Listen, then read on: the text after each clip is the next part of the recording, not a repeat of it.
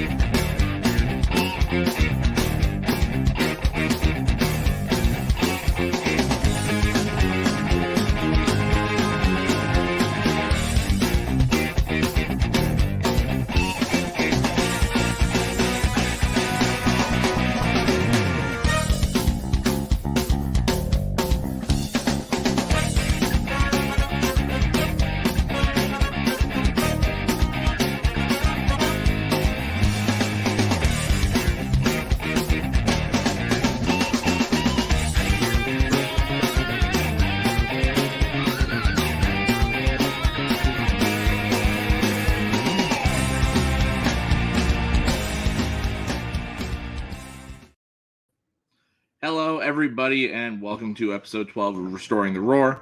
I am your host, Alex Loosemore. Sorry the episode's coming so late in the week. I just kept putting it off, and then I was like, no, I need to do it. So we're going on about 45 minutes before kickoff today versus Atlanta. Now, I am still going to recap last week's game, talk a few key points about that, and then look forward to today's game. If you like what we're doing, like, share, subscribe if you're on YouTube, comment. I love going back and forth with you guys. So if you got anything you want to add to the discussion, throw it in there. Any questions, any comments, anything. I love going back and forth with you guys. One more thing before I get going. This show is partnered with Zagnif Apparel, so you can use the code word FOOBS15 at checkout at zagnifappareldesign.com. For 15% off on select items. Thank you to Zagnif Apparel for the partnership. All right, so just going to quickly cover the game from last week, the 37-31 OT loss to the Seahawks. It was a really fun game. I can't necessarily be mad at losing in overtime when you don't get a chance to answer. It is what it is.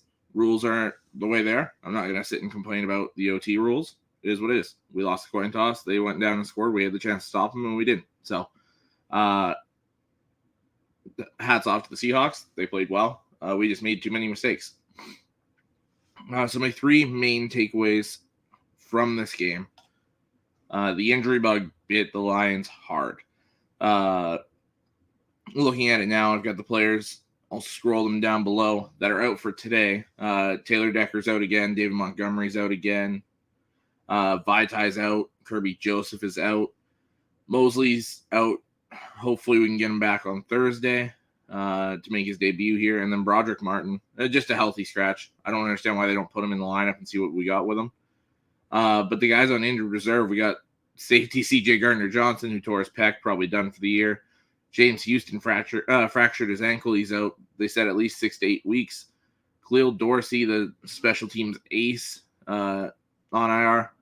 Josh Pascal, the defensive end, and Julian Okwara, the defensive end. Now, Okwara went on to start the season, so he can come back after next Thursday's game. Actually, he can be back for Thursday's game because he only has to sit out 3 weeks. So we'll see how that goes. I don't expect him to play Thursday either. But we're losing a lot of key players there. Pascal was making plays. He was getting into that D-line rotation. Same with James Houston was making plays. Khalil Dorsey was our special teams guy. Gardner Johnson was quickly becoming the heartbeat of that defense, that leader. Sucks that he's probably done. Losing your left tackle and your right guard is tough. Losing your main running back that was averaging 4 or 5 yards a carry is rough. With Kirby Joseph being out today, that's both starting safeties out of the lineup. There is a lot of new players getting into the lineup, and lots of playing time up for grabs. So yeah, point number 1, injury bug bit the Lions hard. And it started early. I mean, that first drive, Gardner Johnson went down, Aleem McNeil went down, Kirby Joseph went down. I mean, even for them, Metcalf went down that drive. Like, there was a lot early in that game. Just sucks that a lot of ours are making guys miss today's game. And I mean, those are the guys that just aren't playing today. Josh Reynolds had a groin issue. He's active today. I think Sam Brown broke his toe because they put a steel plate in the bottom of the shoe, taped the toe to it to stop it from bending. They're doing the same thing today, but he is active. He is playing. It's rough that we're losing so many guys so early. Point number 2 here, Hutchinson just needs help. If you look at the first couple of weeks here, he's getting double teamed, sometimes triple teamed. Can't buy a holding call to save his life. It's insane. He's tied for the league lead in quarterback pressures, but can't get a sack yet. And a lot of that too is he's just not getting pushed from the rest of the D line. So it's leaving that gap where the quarterback can just take off, and they're taking advantage of it. So Hutchinson needs somebody to push more, preferably from the interior, so it closes that lane that Hutchinson makes by being such a good pass rusher. Close off that side, and then at least if the other side's not getting as much pressure, then the quarterback still has to go out and around those guys. So I would prefer interior pass rush. I don't know where they're going to get that from, if somebody's going to step up, or if they're just going to try and get somebody else. But I'm not sure how they're going to do it, but something needs to change there because it is a rough situation right now. And my third point here, it's hard to win when you're losing the turnover battle. I've seen tons of people blaming the refs for missing that holding call on the last touchdown there. People saying that they botched the review because the ball was coming out from Lockett, whatever it is. We had 60 plus minutes to win that game, and we had 3 turnovers. It's insanely difficult to beat another good team when you're losing that turnover battle. Whether Goff's interception was that, if it was a bad route by Gibbs, if the throw was behind, I've been hearing things kind of both ways, so I'm not sure which one it is, but it's hard to win when you're making those kind of mistakes, especially against other really good teams. Like, Seattle's a playoff team from last year. They're probably going to get in the playoffs again this year. They're pushing for it at the very least. So you got to play your A game when you're playing these kind of teams, and they didn't do it. So, but to have 3 turnovers and it take overtime for them to beat us, that's impressive too. So this team is still good. They're still going to be good the rest of the year. It is what it is. It's a tough loss. We're in week 2. There's still a lot of season left to go. As far as the game balls from this game, feels kind of weird giving game balls out for a loss, but it's something I'm going to do to kind of highlight some of these players that played well during the game. Special teams, I'll kind of preview it by saying there wasn't really much. We only had the 1 field goal. We had the 1 punt, and didn't really do much special teams wise. But offense, I'm going to go with Josh Reynolds here. I had a few choices. It was kind of difficult. I almost went Sam Laporta just for how well he did on that game-tying drive at the end of the fourth quarter there. I mean, Amon-Ra went over 100 yards receiving, had that 4th down conversion right after hurting his toe there on that little shovel pass inside. And I agree with what the announcers were saying there. If Amon-Ra's not in, they probably don't run that play. That's a play specifically designed for Amon-Ra, and for him to be able to come back in and finish off the game, even battling cramps late in the game, hats off to him. I almost went David Montgomery, who looked awesome. But, I mean, Josh Reynolds with the 2 touchdowns. Every time we needed somebody to come up with a key play, it was Goff to Reynolds. So I had to give him props here. Morning, Ben. No, I will not be doing that for you. I hope you're doing well. Hope you're excited for football today. Of course, you guys play tomorrow, so you guys get to just sit back and relax today. My defensive game ball. Again, there was a few different ways I kind of looked at it. I almost went Hutchinson, just how well he's doing as a pass rusher, but again, didn't really affect it that much because Smith was able to kind of limit that move around due to the lack of pass rush elsewhere. Jack Campbell had a good game, but to me, it was C.J. Gardner-Johnson hurting his. I just saw an update on the Bears DC scandal there. Not gonna worry about that. Yeah, for Gardner-Johnson to hurt himself, and we found out that inevitably it was a torn pec, and then he finishes the game. I don't know if he tore the pec right on that play or proceeding to play did it, but for him to be that hurt, come in, finish the game, lead the team in tackles, and like I said, he's become that leader on the defensive side. Good in coverage, didn't end up with like a pass deflection or anything, but they didn't really target him that much, so really good game by Gardner-Johnson. Sucks that we might have lost him for the year, and he's on a 1-year deal. So that might have been it. That might have been it for him in a Lions jersey. We'll have to see. Ben said just NFL red zone for me today. Yeah, that's how I felt last weekend. By the way, I got Lions over Falcons, close game, but Lions take care of business. Here's hoping, man. Here's hoping. And special teams game ball, like I said before, wasn't much to go off of, but I chose Jack Fox.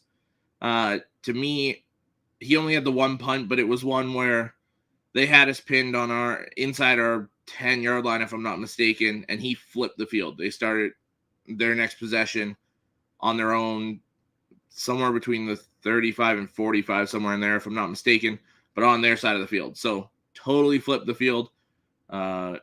Great punter. I had to show him some love here. All right, so that's going to be it for last week's game. Now we're going to go on to the keys to victory versus Atlanta. Atlanta's a good football team. There's no two ways about it. I don't know that they're quite a playoff team yet. I think Ritter kind of holds them back personally. But the offensive line's playing well. Bijan Robinson's playing like a top 5 running back in the NFL right now. That defense is showing up and playing well. But there's still ways to take advantage of this team. And I do think the Lions are the better team still, even with all the injuries. But I've got 3 kind of main points to focus on if the Lions want to win this game. If I was coaching, this is the 3 focal points I would look at here. You got to score early and often, and you got to make Ritter be the one to beat you. You got to test him. If you're forcing him to be a passing quarterback and not handing the ball off much because they got to keep pace with you, you're going to be so much better off. If they're able to control the clock, run the ball, and make Bijan Robinson the weapon of mass destruction that he is, it's going to be a long game. So make Ritter be the one to beat you, because it's not likely that he's going to beat you, even with all those injuries. So, yeah, to me, put those points on the board and make them come after you. How are you doing, Johnny? Hope you're doing well today. Like I said to Ben, nice for you guys to just kind of sit back and relax today and just watch the games, not have to worry about your Bucks till tomorrow. I kind of alluded to this one in that first point, but number 2 for me, you got to limit Bijan Robinson. I said limit because he's shown in 2 weeks that you're not stopping him. He's so good. So do what you can to limit him. Load the box, make Ritter test you, and just be sure to wrap up on these tackles. Don't let him break all the tackles. Do what you can to try to keep him under 100 rushing yards. Only problem for the Lions that I can see today is if Drake London gets open too often with the secondary injuries. Yeah. The way the secondary is looking right now, I would guess that Cameron Sutton's probably, if I was coaching, I'd have Cameron Sutton shadow Drake London. And then branch on Kyle Pitts. And to me, I think you just kind of help around that and you'll be okay. But again, I'm not the one coaching, so that's just what I would do. But yeah, if Bijan starts hitting those big plays, getting out on the edge there, having those long runs, those long run after catch, it's going to be trouble for the Lions today. So do what you can to limit him and try your best to shut down Bijan as much as possible. I think as Johnny again said, good matchup, Bijan on one side, Gibbs on the other. And that rolls right into my third topic here. You got to get Gibbs rolling. Montgomery's out of the game. I know we got Craig Reynolds, Zonovan Knight was called up from the practice squad to the main roster. But Gibbs is that weapon. This is why you drafted him at 12. He's got to be the one to take over this offense. They're still trying to figure out how to use him, but to me, it's pretty simple. You get him on those outside runs. He is still big enough. Like, a lot of people don't realize he's bigger than Bijan Robinson. So he can still run in the tackles, in between the tackles, get those gaps open, and he's fast enough that he can just hit it and go. So use him a lot like Atlanta's using Bijan. Get those outside kind of screen passes, have him run routes, have him just hand the ball off to him and let him go. To me, this is one where Gibbs has to take over. And Ben Johnson's got to get him in the game plan, get him carrying the ball. I'd like to see 20-plus touches today. Whether that's realistic or not, I don't know. But that's kind of what I'm hoping for from him.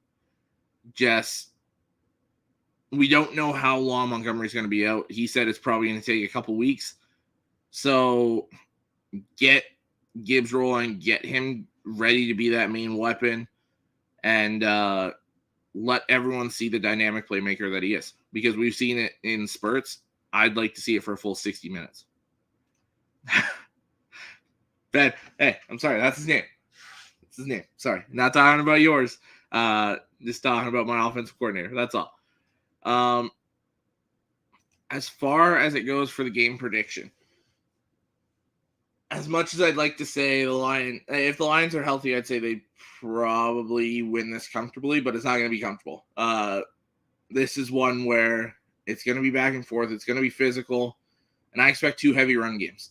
Now, I think running the ball very well early will set up for Amon-Ra and Josh Reynolds and Khalif Raymond and Sam Laporta. I think Laporta could be a big piece today, but I think the majority of the offense is going to come from the rushing game today. The injury report today sucks. Yeah, so I'll scroll again on the bottom. So I've got the inactives for today, but then I've got who's all on injured reserve as well. It is very rough. It sucks. Ben says Lions 24, Falcons 20. I'm not far off from you. I have the Lions covering that 3.5 point spread. I got 27-21. To me, I think it's going to be 24-21, and Ritter's going to turn the ball over. We're not going to be able to punch it in, but we kick a field goal to get that 6-point spread. I like the Lions today. If it was in Atlanta, I'm picking Atlanta in this game, I'm going to be honest. But I think the Lions at home, with enough of these young guys entrenched in their roles, I think it's enough to get the win today. And hopefully we can get some of these guys back for Thursday against Green Bay. I'd love to have Decker back. I don't know when Vitai's coming back. I'm shocked he's not an injured reserve. I thought he was done for the year when I saw it, to be honest. It'd be nice to get, Decker back, Kirby Joseph back. It'd be nice to see Mosley make his debut, although I'm not sure it's likely coming on a Thursday. And it'll be interesting to see if Julian Okwara can come back. He was on IR before the season started, so he'll be eligible after today's game to come back. But Definitely not getting Gardner Johnson. Definitely not getting James Houston. Definitely not getting Khalil Dorsey. Definitely not getting Josh Pascal.